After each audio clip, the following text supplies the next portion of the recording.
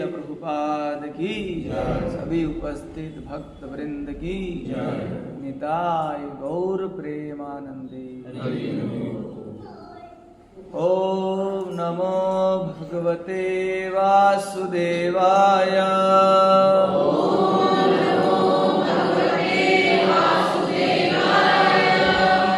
ओम नमो भगवते वासुदेवाय।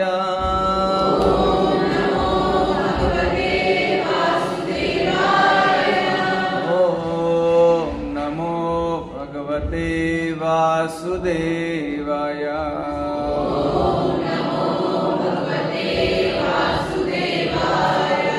नारायणं नमस्कृत्यं नरं चैव नरोत्तमं देवीं सरस्वतीं व्यासं ततो जयामुदीरये। नष्टप्रायेषु अभद्रेषु नित्यं भागवत सेवया। भगवती उत्तमा श्लोके भक्तिर्भवति नैष्ठिकीम्। कृष्णाय वासुदेवाय देवकी नंदनाय च नंदगोपकुमाराय गोविन्दाय नमो नमः। नमो विष्णुपादाय कृष्णपृष्ठाय भूतले श्रीमते भक्तिवेदांत स्वामिनिति नामिने। नमस्ते सारस्वती देवे गौरवाणी प्रचारिणे निर्विशेषा शून्यवादी पाश्चात्य। हरे कृष्णा। तो आप सभी का बहुत स्वागत वृंदावन धाम में। हमारे जयपुर से बहुत सारे भक्त आए हैं और राजस्थान और मध्य प्रदेश दोनों स्थानों से भक्त आए हैं। उत्तर प्रदेश में तो आप सबका बहुत बहुत स्वागत है। एक बार महामंत्र के द्वारा हरे कृष्णा कृष्णा कृष्णा हरे हरे हरे राम राम राम हरे हरे। और आज बसंत पंचमी है ना। बहुत ही शुभ दिन है ना। आज माता सरस्वती जी की पूजा होती है और इस भागवत को जब हम प्रारंभ करते हैं तो माँ सरस्वती जी का भी वंदना करते हैं, उनसे आराधना करते हैं कि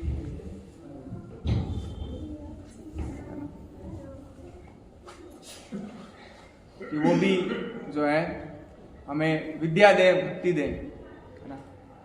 तो आज हम लोग एकत्रित हुए हैं हमारे श्री प्रभु और सृष्टि माता जी के विवाह उत्सव में। और वैष्णव महाराज यहाँ उपस्थित नहीं है, हमारे परम पूज्य भक्ति आश्रय वैष्णव महाराज। तो उनकी अनुपस्थिति में उनके बिहाव पर जो है उनका नाम उच्चारण करके हम लोग ये गृहस्थ आश्रम के ऊपर कुछ चर्चा करेंगे। हालांकि हम गृहस्थ आश्रम में नहीं है। कई लोग बोल रहे हैं कि मुझे आप गृहस्थ आश्रम में नहीं है, फिर आप क्यों लेक्चर ले रहे हो, है ना। तो मैं इसलिए ले रहा हूँ क्योंकि भागवत में ये प्रसंग है ना। ऐसा बताते हैं कि ये जो भागवत ग्रंथ है ना, इसमें 18,000 श्लोक है। कितने? और हम लोग सोचते हैं शायद भागवत मतलब बस कृष्ण की लीलाओं का डिस्कशन होगा, यही सोचते हैं सब लोग ना। भागवत मतलब यही है कि कृष्ण लीला सुनाओ और कृष्ण लीला नहीं सुनाया तो भागवत ही नहीं पूरा नहीं हुआ। लेकिन भागवत इससे भी अधिक है, बहुत गहरा है। भागवत में गृहस्थ आश्रम के साथ साथ वानप्रस्थ, संन्यास और ब्रह्मचर्य आश्रम के बारे में वर्णन है ना। भागवत में अनेक भक्तों का जीवन चरित्र है ना। ये बच्चे जो शोर कर रहे हैं ना, इनको बाहर कर दो।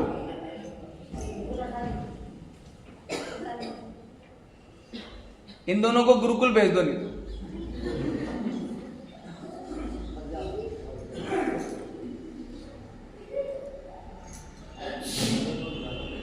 तो ये भागवत का जो है 7वां स्कंद है ना।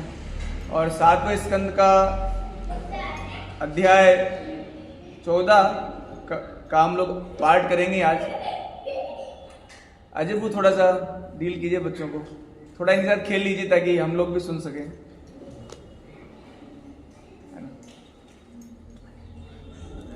तो इसमें ये प्रश्न पूछा गया है, युधिष्ठिर महाराज ने प्रश्न पूछा नारद मुनि को। क्या प्रश्न है, मैं थोड़ा सा संस्कृत में बोलता हूं, आप चाहे दोहरा सकते हैं। गृहस्थ एताम पदवीम विधिना येन चांजसा या देवर्षे ब्रूहि मादृशा ग्रहमूढ़धि गृहस्थेतां पदवे विधिना येन चांजसा या देवर्षे ब्रूहि मादृशा ग्रहमूढ़धि। तो युधिष्ठिर महाराज जो कि आदर्श ग्रस्त रहे, वो प्रश्न पूछ रहे हैं नारद मुनि से कि आप ये बताएं कि गृहस्थ एताम पदवीम, कि जो गृहस्थ में है, ग्रह मतलब घर में रहते हैं ना। हमारे यहां पर बताते हैं कि सभी आश्रम है, ब्रह्मचारी भी आश्रम है, सन्यासी भी आश्रम है, तो गृहस्थ भी आश्रम है ना। ऐसा नहीं है कि गृहस्थ में चले गए तो अब बस सारी नियम कायदों से छुटकारा मिल गया, है ना। ऐसा नहीं है ना। वैदिक सभ्यता को पालन नहीं करने के कारण ही इस जगत में सभी दुखी हैं। गृहस्थ कोई श्राप नहीं है ना। गृहस्थ भी एक आश्रम है। तो पूछ रहे हैं गृहस्थ एताम पदवीम विधिना येन चांजसा, कि गृहस्थ में जो चला गया उसका मुक्ति कैसे होगा, है ना। क्या वो इस जगत में ही जन्म मृत्यु के चक्र में पड़ा रहेगा, उसका मुक्ति कैसे होगा, ये पूछ रहे हैं, है ना। विधि ना शास्त्रों के अनुसार बताएं। ऐसा नहीं किसी से पूछ लिया कि गृहस्थ में जाने के बाद क्या करना चाहिए, नहीं, शास्त्र के अनुसार विधि ना, जो शास्त्र में बताया गया अंजसा सरलता से समझाइए, है ना। देव ऋषि, अब कौन बताएंगे, जो मनुष्यों के ऋषि नहीं है ना। किसके ऋषि है, देवताओं के, जिनकी हम पूजा करते हैं, है ना। देवताओं के जो भी ऋषि हैं नारद जी, उनसे पूछ रहे हैं, ब्रूहि बताइए, मादृशो ग्रह मूढ़धि। अब खुद को बोले कि मैं ग्रस्त में हूं, तो ग्रह मूढ़धि, है ना। मैं जीवन लक्ष्य नहीं जानता, है ना। मूढ़ मतलब नॉट इंटेलिजेंट, तो मैं जीवन का लक्ष्य नहीं जानता।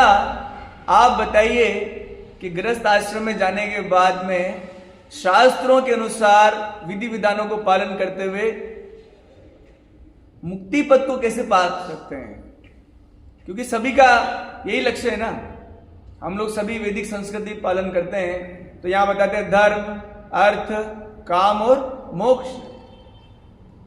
तो ज्यादातर गृहस्थ आश्रम में जो भी प्रवेश करते हैं या प्रवेश करने के इच्छुक हैं, वो लोग का ज्यादातर इंटरेस्ट धर्म में और अर्थ में होता है, और धर्म भी पालन करते हैं अर्थ के लिए, है ना, जिससे कामनाएं पूरी करते हैं अनेकों, लेकिन भूल जाते हैं कि इन कामनाओं को पूर्ण करने के बाद भी जीवन में सुख नहीं मिल रहा है, और इसीलिए परेशान होकर मोक्ष पाना चाहते हैं, है ना। तो गृहस्थ में जाने के बाद में मोक्ष के प्रति भी चिंतन करना चाहिए, ऐसा शास्त्रों में बताया गया। अब इसमें से किसी को कितना पालन करना है ये उनकी श्रद्धा पर निर्भर होता है ना। तो पूछ रहे थे कि बताइए आप, है ना। तो देखिए पहला ही बात नारद जी कहते हैं, श्री नारद उवाच ग्रहेषु अवस्थित राजन क्रिया कुर्वन् यथोचिता वासुदेव अर्पणं साक्षात् उपासिता महामुनि। तो नारद जी जो कि देवताओं के ऋषि हैं, वो कह रहे हैं कि ग्रहेषु अवस्थिता, घर में स्थित, इसी को बोलते हैं गृहस्थ, है ना, घर में। क्योंकि वो अच्छा गृहस्थ के अलावा जितने भी आश्रम हैं, चाहे ब्रह्मचारी चाहे वानप्रस्थ, अच्छा वानप्रस्थ मतलब वन की तरफ प्रस्थान, है ना, और सन्यास तो पता ही है ना। तो कह रहे हैं कि बस गृहस्थ लोग ही घर में रहते हैं, बाकी सब मुक्त रहते हैं, मतलब सब लोग भ्रमण करते हैं, है ना। तो ग्रहेषु अवस्थित राजन, हे राजा, है ना। युधिष्ठिर महाराज कौन थे? चक्रवर्ती सम्राट समझते हैं। चक्रवर्ती सम्राट का मतलब होता है कि उस समय भारत ही नहीं पूरे वर्ल्ड के एकमात्र किंग, और किंग को कोई हटा नहीं सकता चुनाव करके, इलेक्शन सिलेक्शन करके। अभी भाजपा की सरकार है तो कभी कांग्रेस की सरकार है, ऐसा नहीं होता है। राजा मतलब राजा है बस। वो भी चक्रवर्ती सम्राट युधिष्ठिर महाराज भी प्रश्न पूछ रहे हैं कि आप बताइए, हम भले ही बहुत, उनसे ऊपर तो कोई पद नहीं है, आप बताइए इस जगत में भी पूरे वर्ल्ड का जो राजा है उससे ऊपर कोई पद पा सकते हैं आप? कोई नहीं पा सकता उससे ऊपर। वो भी ये पूछना चाह रहे हैं कि बताइए गृहस्थ आश्रम के नियम बताइए, है ना। तो बताते हैं क्रिया कुर्बन यथोचिता, कि आप घर में रहते हो, आपको जो भी जीविका और उपार्जन के लिए जो कुछ करना है वो करना चाहिए, है ना। क्रिया कुर्बन यथोचिता, और फिर क्या करना चाहिए? वासुदेव अर्पणम साक्षात उपासित महामुनि। भगवान वासुदेव को भी यथासंभव पूजन करना चाहिए। यानी कि गृहस्थ आश्रम में जाने के बाद सभी यही सलाह देते हैं, अरे खूब कमाओ, जितना बैंक बैलेंस बढ़ सकते हो उतना करो, ये करो, ये मना नहीं। लेकिन यहां बता रहे हैं कि भगवान को कैसे प्रसन्न किया जाए ये भी समझना चाहिए। अच्छा कोई पूछेगा कि भगवान को प्रसन्न करने की क्या जरूरत है, ये प्रश्न पूछेंगे ना, जरूरत ही क्या है भगवान की? अरे सबसे ज्यादा जरूरत है भगवान की, क्योंकि जितने भी चीजें हैं, हमारे प्रभुपाद जी से कहते थे कि मछली है उसको पानी से बाहर निकालिए और उसको खुश करने का प्रयास कीजिए। मछली को पानी से बाहर निकाल दीजिए और उसको खुश करने का प्रयास कीजिए, नहीं कर सकते ना, मछली को पानी चाहिए। वैसे ही है ना, हम लोग जो है जीवात्मा है, उनको भगवान चाहिए। अच्छा, आप तो अभी सब लोग इधर हैं ही सही, तो ऐसे कहते हैं, कोई हमारे महाराज वैष्णव महाराज अक्सर कहते हैं, कोई तन से दुखी, सब तन से दुखी हैं। अच्छा, यहाँ से कोई नहीं है जो अपने शरीर से दुखी नहीं है, सब लोग सर्दी में ठिठुरे पड़े हैं, है ना। ठंडे में नहा रहे हैं, कोई गर्म से नहा रहे हैं, गर्म से नहा के भी परेशान है कुछ लोग, है ना। कई बीमारियां, कई मेडिसिन खा रहे हैं, शरीर चला रहे हैं, तो तन से दुखी हैं। कोई तन से दुखी तो कोई मन से दुखी, मन से भी दुखी है, मन से दुखी है सब बहुत ज्यादा। तो कोई तन से दुखी, कोई मन से दुखी, कोई धन बिन है उदास, है ना। तो जिसके पास धन है उसके पास क्या क्या कमी है, उसके लिए भी धन है, मतलब इज्जत, इज्जत हमेशा रहती नहीं है। तो कोई तन से दुखी, कोई मन से दुखी, कोई धन बिन है उदास, थोड़े थोड़े तो सब दुखी, और सुखी तो राम जी को दास। अब राम जी का दास बोले तो बस ब्रह्मचारी लोग और सन्यासी लोग ही राम जी के दास है बस। जब भी राम जी का दास बनना है तो किसको बनना है? ब्रह्मचारियों को ही बस दास बनना है, गृहस्थ आश्रम वालों को दास नहीं बनना है। लेकिन आप देखिए, ये नारद जी आगे जाके बताते हैं कि आप लोग कितने महान हैं कि भगवान आपको छोड़ते नहीं है। पांडवों को भगवान छोड़ते नहीं है, बिना बुलाए आते हैं, बिना बुलाए, है ना। ऐसा नहीं है कि भक्ति या भगवान सिर्फ ब्रह्मचारियों और सन्यासियों का ही धन है। अर्जुन भी ग्रस्त है, भगवान उनके क्या बने? सर्वेंट बने, सर्वेंट, है ना। बने या नहीं? 18 दिनों तक भगवान नौकर बन के रहे, किसके?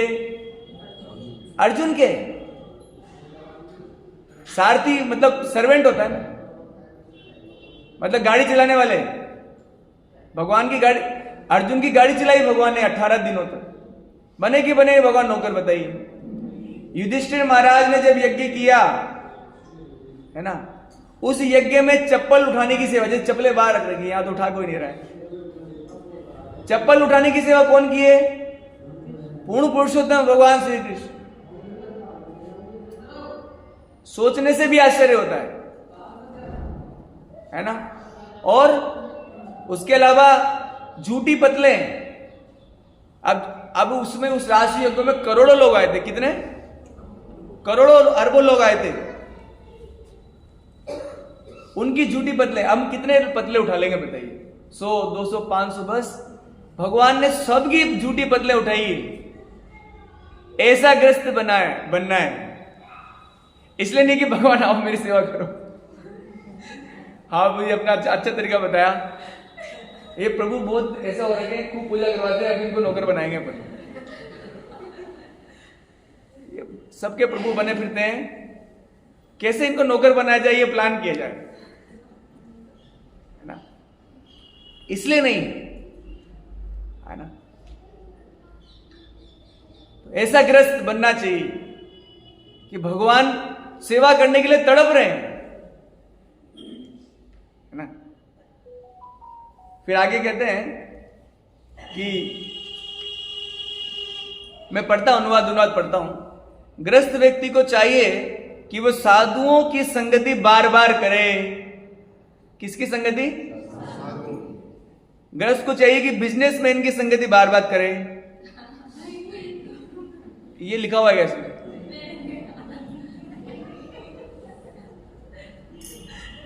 ग्रस्त को चाहिए कि जिनके पास, जो शेयर मार्केट में बहुत पैसा लगा है, ये भी लिखा हुआ है इसमें। डूब गया सब डूब गया, है ना। ग्रस्त को चाहिए कि दिन भर पैसे की बातें करते रहे। ग्रस्त को चाहिए कि कहां प्लॉट लेना है, कहां पर इन्वेस्टमेंट करना है, यही सोचे, दिन भर इसी में खोया रहे, है ना। नहीं, यहां लिखा हुआ है गृहस्थ को चाहिए कि वह साधु पुरुषों की संगति बारंबार करे। अच्छा, ऐसे क्यों कहते हैं? इसलिए कह रहे हैं क्योंकि उनको पूरी दुनिया में रहना पड़ता है, जंजाल में रहना पड़ता है। अगर साधु की संगति नहीं करेंगे तो जीवन का लक्ष्य भूल जाएंगे। जीवन का लक्ष्य है, मोक्ष भी है, भूल जाएंगे इसको। अत्यंत श्रद्धा पूर्वक परमेश्वर तथा उनके अवतारों के क्रियाकलापों के अमृत का उस रूप में श्रवण करें जिस रूप में वह श्रीमद् भागवतम और अन्य पुराणों में वर्णित है। इसीलिए कई बार भागवत सप्ताहें चलाई जाती है। क्या चलाते हैं? जिसमें जो भागवत सप्ताह करवा रहे वही नहीं बैठ रहे, वही गायब है ना। भागवत सप्ताह कराते हैं। हमारे प्रभुपाद जी कहते थे कि ये सप्ताह नहीं होना चाहिए, नित्यम भागवत होना चाहिए। कैसा होना चाहिए? डेली। मैं इस प्रसंग को पढ़ रहा था तो प्रभुपाद जी लिखते कि जब ये मोबाइल नहीं आया था ना और ये टीवी नहीं आया था, तब लोग क्या करते थे? शाम को क्या होता था? शाम को सब इकट्ठे होते थे और भागवत की चर्चा होती थी। शाम को इकट्ठा करके क्या चर्चा होती थी? भगवान की कथाओं की चर्चा होती। तो लोग समझ पाते थे कि जीवन का लक्ष्य क्या है ना। तो यहां बताया गया कि गृहस्थ को क्या करना है? साधुओं की संगति बार बार करनी है और उनसे क्या करना है? ये पूछना है कि साधुओं की संगति किस लिए करनी है? कि महाराज हमारा बिजनेस कैसे ठीक चलेगा,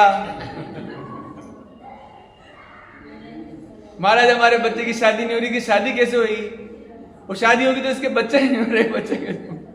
ऐसे भागवत में भी है, उनका प्रसंग आता है अपने चित्रकेतु महाराज। उनकी कितने पत्नियां थी वो जी? आई थिंक 1 करोड़, कुछ तो लाखों में था। किसी को याद है क्या? भागवत तो मैं तो ज्यादा कम पढ़ पाता हूं, समय नहीं मिलता। चित्रकेतु महाराज के हजारों से ज्यादा पत्नियां थे और पुत्र नहीं हो रहे हैं। तो साधुओं को पूछते हैं पुत्र तो बताइए कैसे होगा, है ना। तो कई बार साधुओं की संगति इसलिए की जाती है। नहीं, साधुओं की संगति करके ये पूछिए कि हमारा कल्याण कैसे होगा, मोक्ष का प्राप्ति कैसे होगी, भगवान की प्राप्ति कैसे होगी। ये साधु की संगति में जाके पूछना चाहिए, है ना। फिर कह रहे हैं वास्तविक विद्वान को चाहिए कि शरीर के पालन हेतु जितना आवश्यक हो उतना ही अर्जित हेतु कार्य करे। मतलब नौकरी करना चाहिए, बिजनेस भी करना चाहिए, है ना। पारिवारिक विषयों से अनासक्त होकर मानव समाज में रहे, भले ही बाहर से वह उसमें अत्यधिक आसक्त प्रतीत हो, है ना। तो रहना इधर ही है, परिवार के बीच में रहना है, लोगों के बीच में रहना है, लेकिन ज्यादा विरक्ति नहीं दिखानी चाहिए, है नहीं कुछ। कई बार मैंने देखा है कि बहुत सारे भक्त लोग जो हैं गृहस्थ आश्रम में अधिक विरक्ति के लिए प्रयास करते हैं, लेकिन इसकी आवश्यकता नहीं है। विरक्ति अंदर होनी चाहिए, हृदय में, है ना। कहां होनी चाहिए विरक्ति? बाहर से नहीं, अंदर से विरक्त होना चाहिए। बाहर से सबके बीच में आराम से रहिए और अंदर से भगवान के प्रति बहुत श्रद्धा और भक्ति रखनी चाहिए, है ना। ये थोड़ा शोर हो रहा है मुझे, थोड़ा सा इसको कुछ कंट्रोल कर सकते हैं क्या? हाँ, गेट बंद कर दो। हाँ, और बोलो कि जिसको बातें करनी है वो बाहर जाए और जिसको कथा सुननी हो इधर रुके। अभी तो बहुत सारे नियम आएंगे,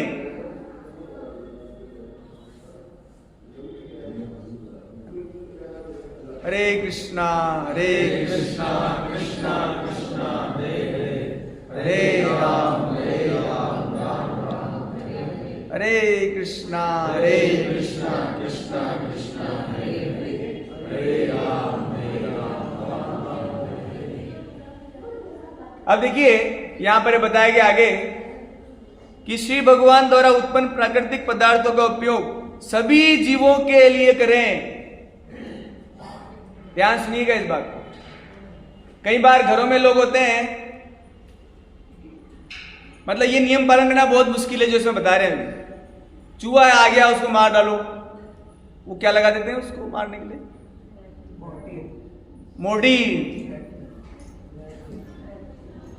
है ना। और मच्छर आ गया, मच्छर हो गए तो क्या लगाते हैं? वो रैकेट लाते हैं आजकल,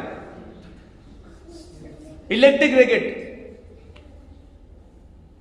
लेकिन सुनिए, जो गृहस्थ आश्रम में है, हमारी तो बात नहीं हो रही, गृहस्थ आश्रम में जो उनके लिए बता रहे हैं, ध्यान सुनिए कि भगवान द्वारा उत्पन्न प्राकृतिक पदार्थों का उपयोग सभी जीवों के शरीरों और आत्माओं का पालन करने हेतु किया जाना चाहिए।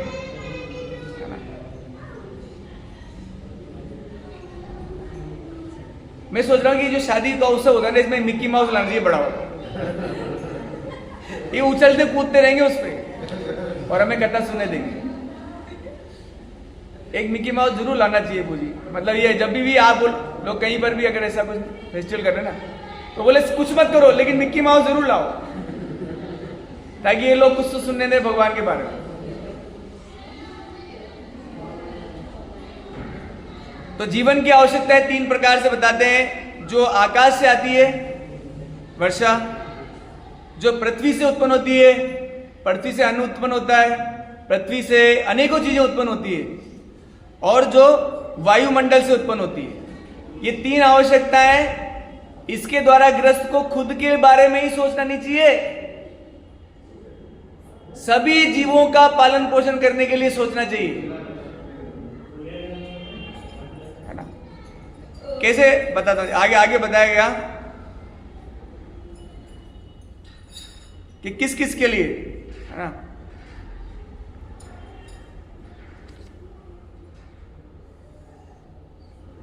यस, तो इसमें नाम बता रहे हैं नारद जी किस किस का पालन पोषण करना है ना। मनुष्य को चाहिए कि हिरण, ऊंट, गधे, बंदर, चूहे, यहां तक कि सांप भी लिखा हुआ, सांप, पक्षी, मक्खी जैसे पशुओं के साथ अपने पुत्र के समान आचरण करना चाहिए। समझ पा रहे?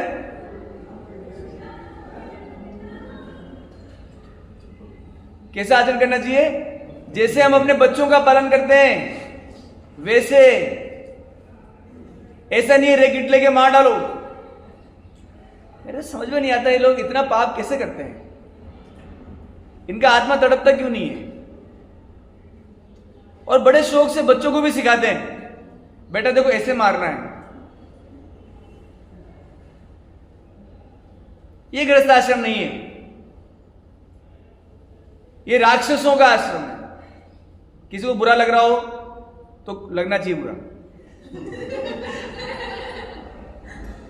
अगर लग रहा है बुरा तो बहुत अच्छी बात है।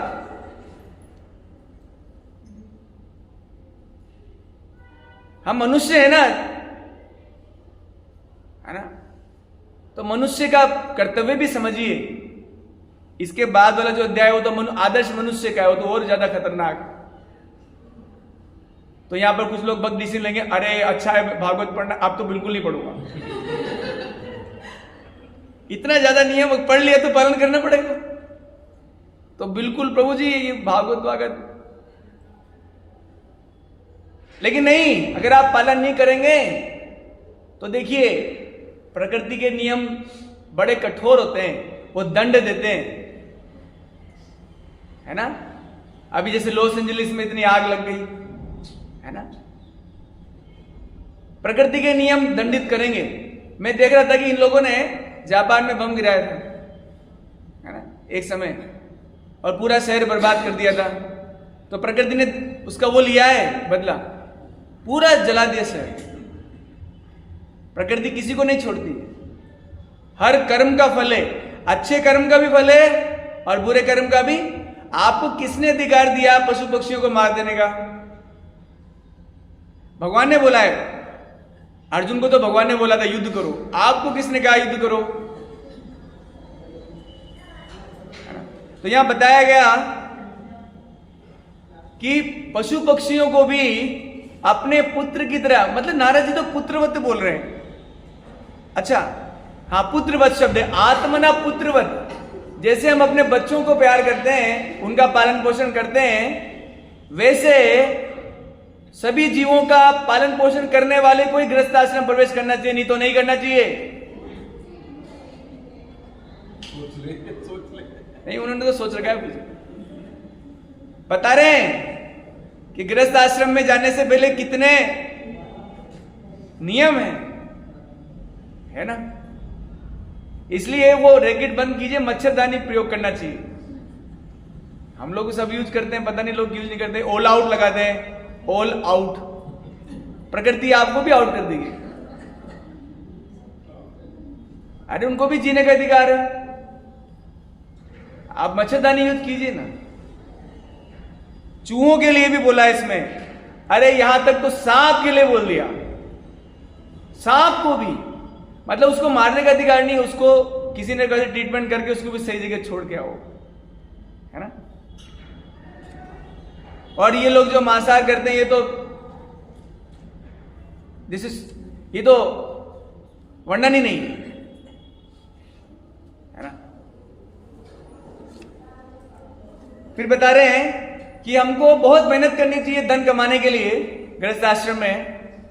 इसमें बता रहे यथा प्रयास करना चाहिए समय स्थान काल के अनुसार, लेकिन भगवान की कृपा से जितना उपलब्ध हो जाए, भगवान की कृपा से जितना मिल जाए उसमें संतुष्ट रहना चाहिए। जितना भी मिल जाए मेहनत कीजिए, 24 घंटे मत मेहनत कीजिए।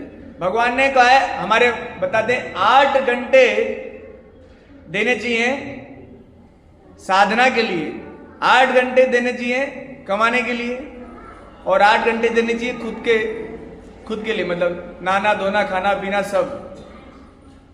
लेकिन ऐसा नहीं है कि 8 घंटे के अलावा 8 घंटे कमा लिया, एक और कुछ ना कुछ और प्लान कर लिया, कुछ और प्लान कर लिया, कुछ और प्लान कर लिया। नहीं, गृहस्थ आश्रम में भी धन कमाना चाहिए, लेकिन भगवत कृपा से जितना प्राप्त हो जाए उसे संतुष्ट भी रहना चाहिए। और धन का सदुपयोग क्या करना चाहिए? भगवान और सभी जीवों की सेवा में। अभी इसमें आएगा वर्णन क्या करना है वास्तव,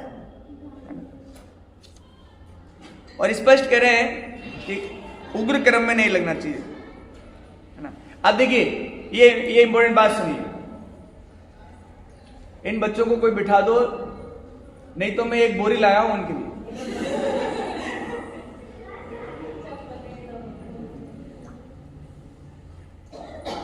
हाँ, तो ध्यान सुनिए, जो आप धन कमा रहे हैं गृहस्थ आश्रम में, उसके द्वारा करना क्या चाहिए, है ना। बताते हैं कि इसमें पहला शब्द बोला है कि मतलब डॉग के लिए बोला है, कुत्तों, पतित पुरुषों और चांडाल सहित अछूतों को भी उनकी समुचित आवश्यकताएं प्रदान करके उनका पालन करना चाहिए, है ना। आप समझ पा रहे? कुछ लोग कह रहे हैं हाँ वो समझ पा रहे हैं। अरे ये भागवत का उद्देश्य, इसको समझिए, बहुत इंपॉर्टेंट है ना।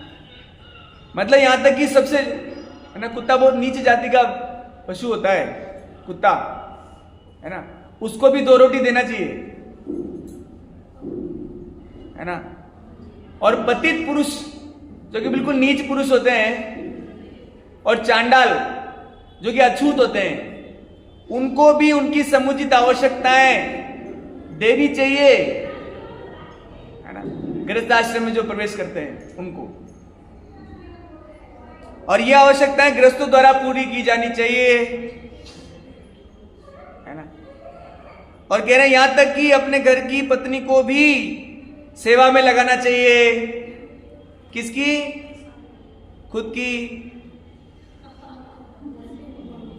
नहीं, स्वयं का जो पत्नी है उसको धर्म पत्नी बोलते हैं, जो धर्म में निभाए, धर्म में साथ निभाए, है ना। हमारे यहां पर बोलते हैं कि पत्नी नहीं, धर्म पत्नी बोलते हैं ना। और धर्म पत्नी क्यों कहते हैं? धर्म में जो साथ दे या जो अधर्म में साथ दे? किस में साथ दे? धर्म में साथ जो दे, है ना। तो कैसे साथ देंगे? कि जो भी धर्म के अनुसार जो नियम बनाए गए हैं उसमें सहयोग करें। गृहस्थ आश्रम में भी सुबह मंगल आरती करनी चाहिए,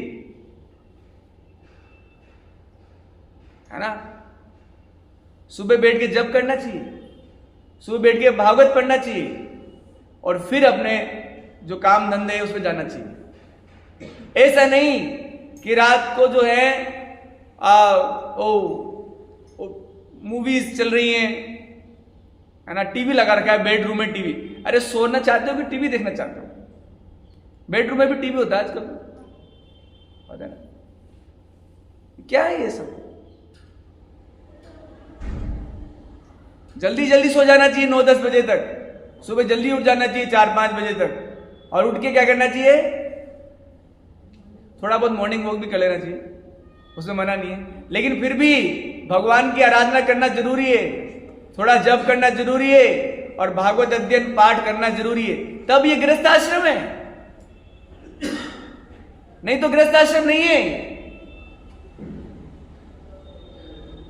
अच्छा, बाकी लोग क्यों नहीं कर रहे? क्योंकि यही समस्या है इस कलयुग की। यहां बच्चों को स्कूल में नहीं पढ़ाते कि बेटा जब कम से कम 11वीं-12वीं में आ जाए वो, या इस कॉलेज में आ जाए, तब तो ये भागवत बैठ के पढ़ाना चाहिए उसको अलग से, कि बेटा तू गृहस्थ में जाएगा तो तुझे ये सब पालन करना है।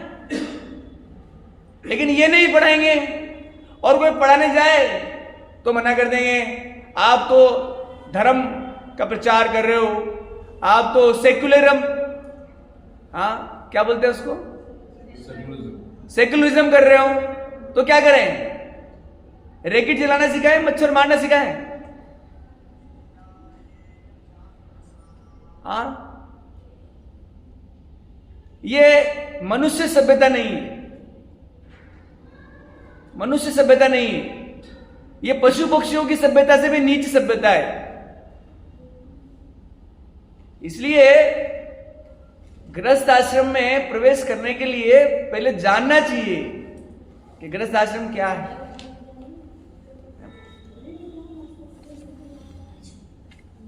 हाँ,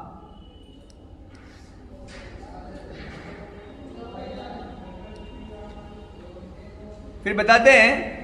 हाँ,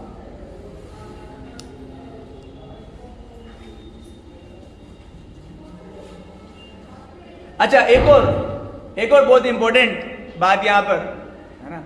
अब इसमें कितनी इंपॉर्टेंट बातों में से कितनी हम ग्रहण करेंगे वो हमारे ऊपर निर्भर है। अब जैसे ना गृहस्थ आश्रम में कई बार है ना ब्राह्मण भोज की बात आती है ना। ब्राह्मण भोज होता है, सब जगह होता है, या फिर बहुत सारे अनेक चीजें की जाती है। तो बता रहे हैं यहां पर कि जो गृहस्थ आश्रम प्रवेश करते हैं उनको ब्राह्मण भोज करवाना जरूरी है। लेकिन कैसे, क्यों कराना चाहिए ये भी जानिए कि कराना क्यों है ना। और ब्राह्मण हो तो कराओ।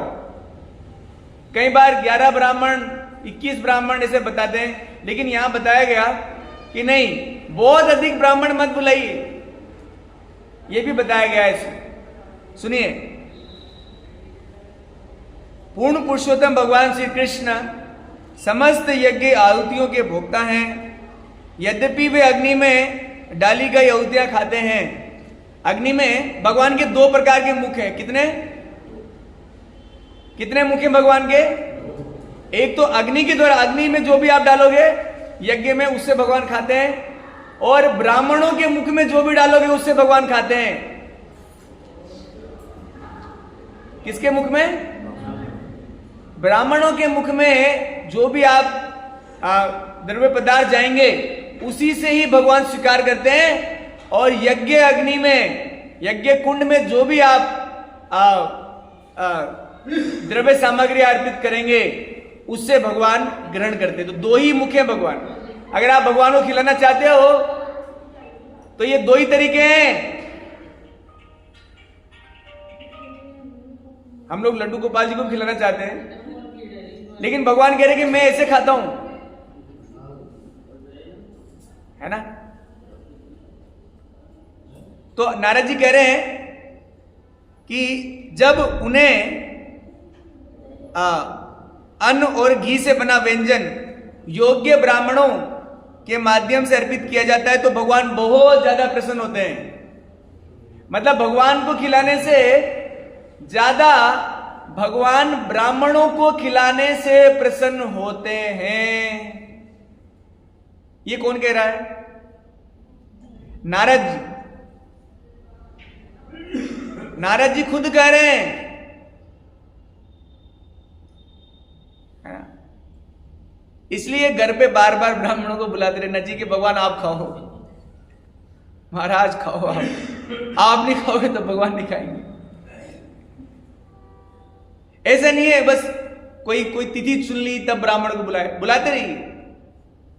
हालांकि ब्राह्मण लोग खाते नहीं है, बड़ी मुश्किल से खाते हैं, फिर भी बुलाइए उनको और खिलाइए, क्योंकि उन्हीं के मुख से ही भगवान खाते हैं। ऐसा। अब देखिए,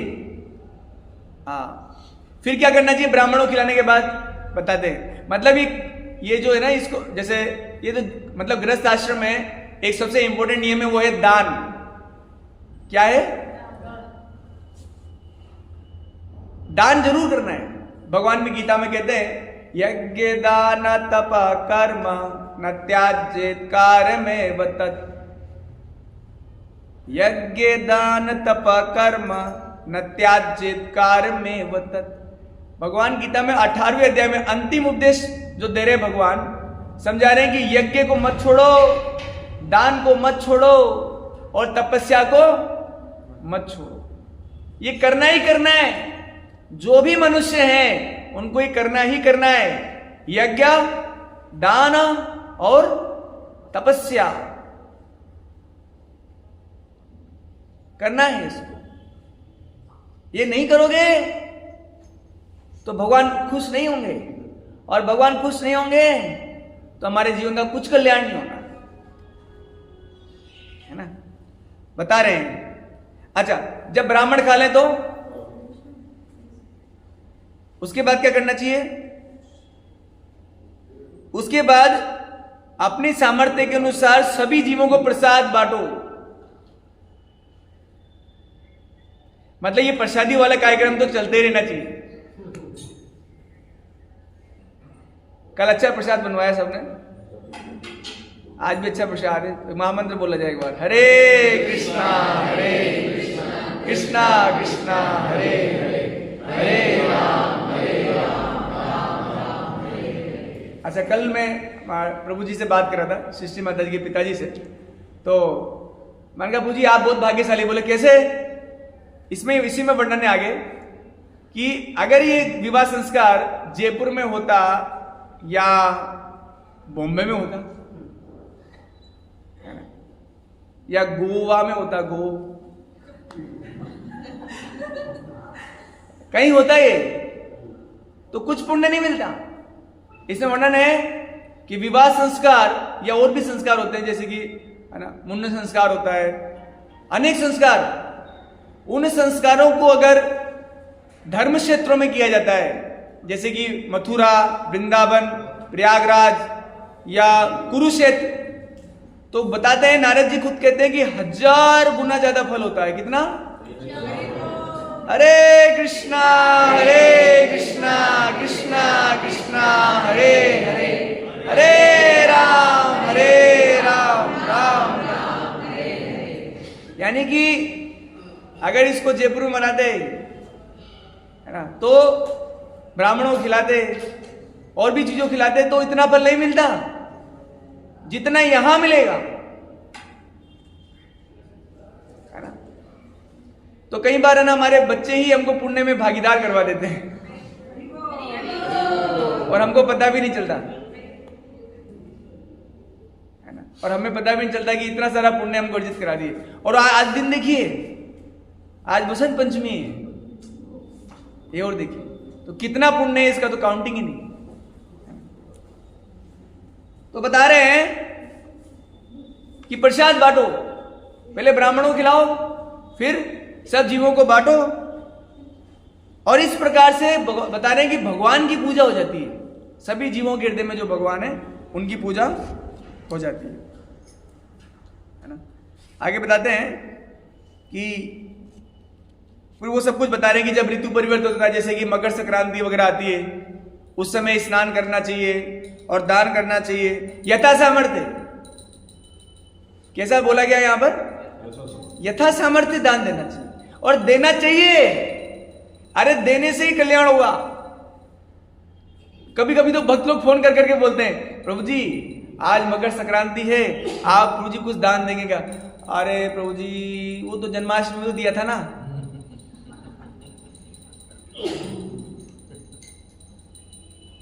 अरे कुछ दान दे सकते हो, तिल देने का दान बता दो, 1 किलो तिल भिजवा सकते हो, उससे क्या होगा?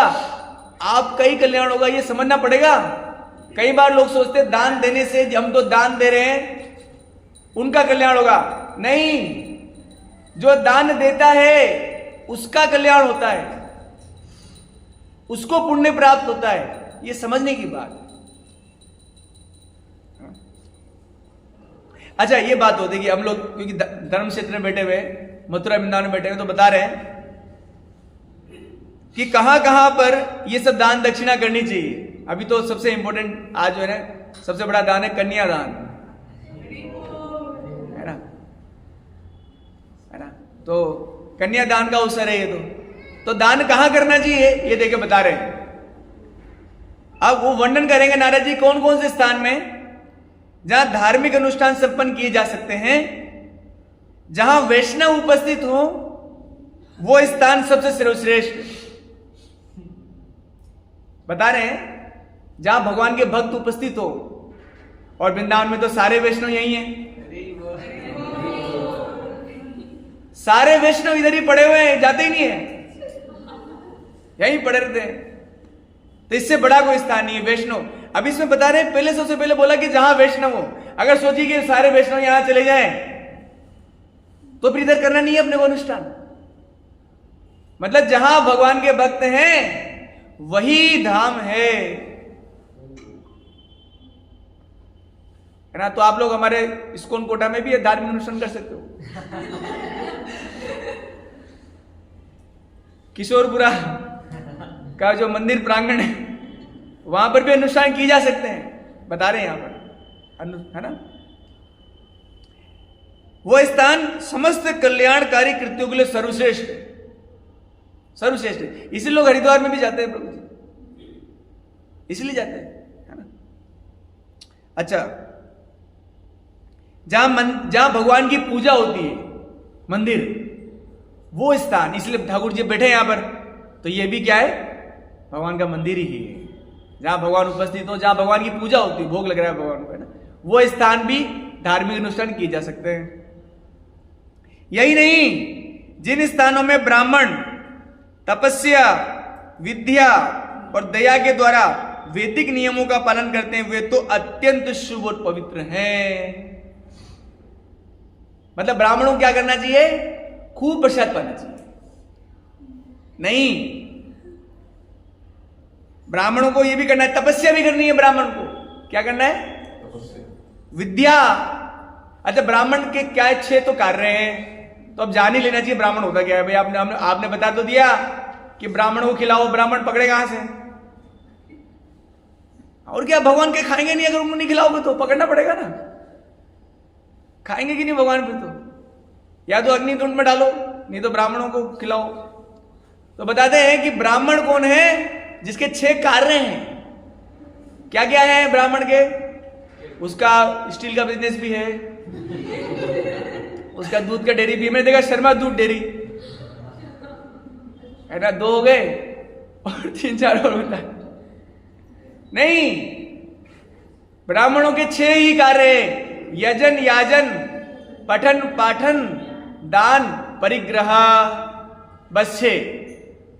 ब्राह्मण नौकरी नहीं करता, क्षत्रिय भी नौकरी नहीं करता, वैश्य भी नौकरी नहीं करता, एक शूद्र ही है जो नौकरी करता है।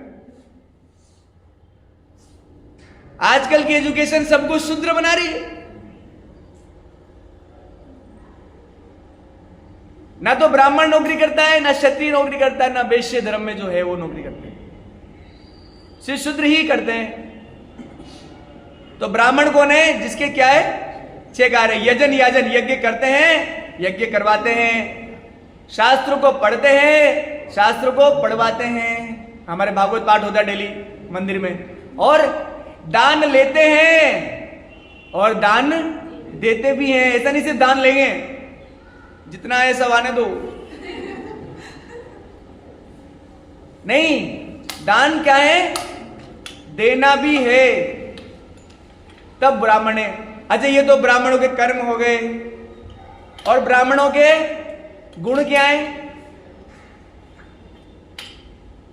ब्राह्मण गुण जो तिलक लगाते हैं, जो ये वाला लाल कपड़ा पहनते हैं, शिखा रखते हैं, बहुत बड़ी मोटी शिखा, ये सब नहीं। ब्राह्मणों के गुण है क्षमा, दमा, तपः, शौचम, शांति, आर्जम एवं च ज्ञान विज्ञानम आस्तिक्यम ब्रह्म कर्म स्वभावजम। जो मन संयम, इंद्रिय संयम, क्षमा, दमा, तपः, तपस्या है ना, क्षमा, दमा, तपः, शौचम, पवित्रता, आंतरिक पवित्रता, बाहरी पवित्रता, क्षमा, दमा, तपः, शौचम, शांति, सहनशीलता। क्या बताया? सहनशीलता। किसको सहते हैं? वो पूरी दुनिया को ही सहते हैं, पूरी दुनिया को सहते हैं। क्षमा, दमा, तपः, शौचम, शांति, आर्जम एवं च ज्ञान विज्ञान आस्तिक्यम। भगवान में बहुत श्रद्धा होती है उनकी, बहुत तीव्र श्रद्धा होती है भगवान में। कुछ भी हो जाए भगवान सब देखेंगे। हमारे महाराज हैं, अरे बक्से में डाल दो उनको, वो बक्से लाए ना, उनको उस पर डाल दो। हाँ, गए। समझ रहे हैं ना? श्रद्धा, सहनशीलता, बहुत सहन होता है, सहन करना होता है। परिवार को सहते हैं, मित्रों को सहते हैं, सबको सहना है। विरोध करना बहुत आसान है, लेकिन सहना बहुत मुश्किल है।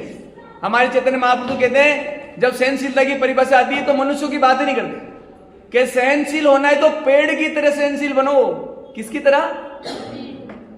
तृणादपि सुनीचेन तरोरपि सहिष्णुना। जैसे पेड़ सहता है। लेकिन यहां ब्राह्मणों की बात हो रही है, सबको ऐसा नहीं करना है। जो ब्राह्मण है ना, वृक्ष को मारोगे आप तो भी फल देगा आप। वृक्ष से क्या होता है कि पूरा उस वृक्ष का शरीर ही पूरा परोपकार के लिए है। अगर वृक्ष को काट दो तो भी परोपकार करेगा, दूसरे के काम आएगा, है ना। तो ऐसा ब्राह्मण इतना, इसलिए बोल रहे हैं कि ब्राह्मण जो होता है बहुत ऊंचा माना जाता है। बहुत मनुष्य समाज में सबसे ऊंचे हैं ब्राह्मण, और ब्राह्मण से भी ऊंचे हैं भगवान के भक्त वैष्णव। यानी कि ब्राह्मण के गुण है ना चाहिए वैष्णव के अंदर, है ना। तो ये बता रहे हैं यहां पर। हाँ,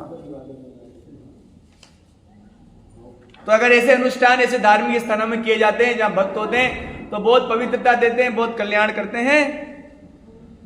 और यहां पर बताया गया है, देखिए वो पढ़ी देता हूं मैं आपको, ये भागवत में। जो आध्यात्मिक जीवन में आगे बढ़ना चाहते हैं वो इन समस्त स्थानों की यात्रा करते हैं। धार्मिक अनुष्ठानों, जो धार्मिक स्थान है अन्य स्थानों में किए गए कृत्यों से 1000 गुना उत्तम फल प्राप्त होते हैं। इस स्थानों में बताते हैं, अत्र इह्यता पुंसाम सहस्त्र अधि फल उदया, सहस्त्र अधि फल उदय, हजारों गुना फल उत्पन्न करेगा ये धार्मिक अनुष्ठानों को किसी धर्म स्थान में करने से। तो आज इतना ही लेंगे, फिर कभी अवसर मिलेगा तो और अधिक चर्चा करेंगे। हरे कृष्णा कृष्णा कृष्णा हरे हरे, हरे राम राम राम हरे कृष्णा कृष्णा कृष्णा हरे हरे, हरे राम राम राम हरे कृष्णा कृष्णा कृष्णा हरे हरे, हरे राम जगत गुरु श्रील प्रभुपाद की, ग्रंथराज श्रीमद् भागवतम की, हर्षित प्रभु श्री माता जी विवाह उत्सव की। थोड़ा सा कीर्तन कर लेते। जयपुर से आए हुए और कटनी प्रदेश से आए हुए भक्तों की, हरे कृष्णा कृष्णा कृष्णा हरे हरे, हरे राम राम राम हरे हरे,